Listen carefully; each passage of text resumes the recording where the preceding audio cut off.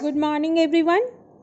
Let's start the second part of the poem, We Wear the Mask. Students, do you think is it right to hide our true selves and pretend to be somebody we are not? Do you think some people are forced to do this? What are the situations that might force people to do so? Are these concerns universal or just related to certain sections of society who are discriminated against? Let's discuss through this poem, We Wear the Mask. We wear the mask that grins and lies. It hides our cheeks and shades our eyes. This deed we pay to human guile. With torn and bleeding hearts we smile, and mouth with myriad subtleties. In the first stanza, the poet says that the mask plays a very vital role in our life. Vital means essential. It helps to hide the tears glistening. Glistening means shining in our eyes, or even the paleness. Paleness means lightness of skin of our cheeks. The smile that we wear is a false one. Yet it is successful in hiding our deepest fear, our bleeding hearts. Bleeding hearts means a person who is excessively soft-hearted. And the intense suffering. We disguise.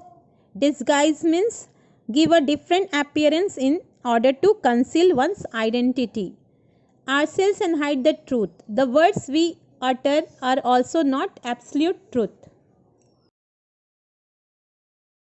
Why should the world be overwise in counting all our tears and sighs? Nay, let them only see us while we wear the mask.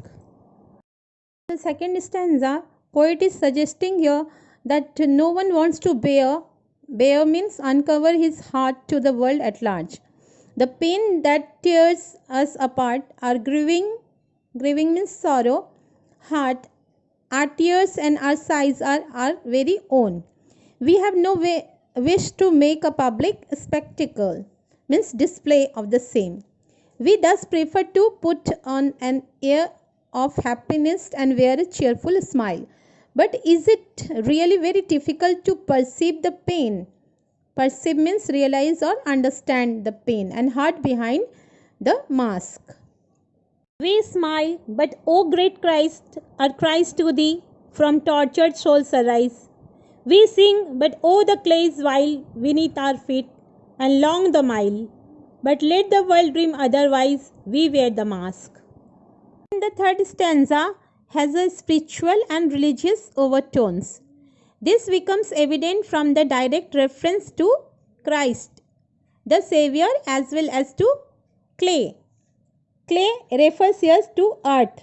According to the Bible, man was made out of clay. The poet states in this stanza that man can smile all he wants, but his soul will cry out, begging Christ for his blessings. The poet is making it very clear that life is harsh, difficult and painful, and most of them attempt to be brave and face the world with a smile. Up to here, your chapter over. Now question answer we will discuss afterwards. Thank you.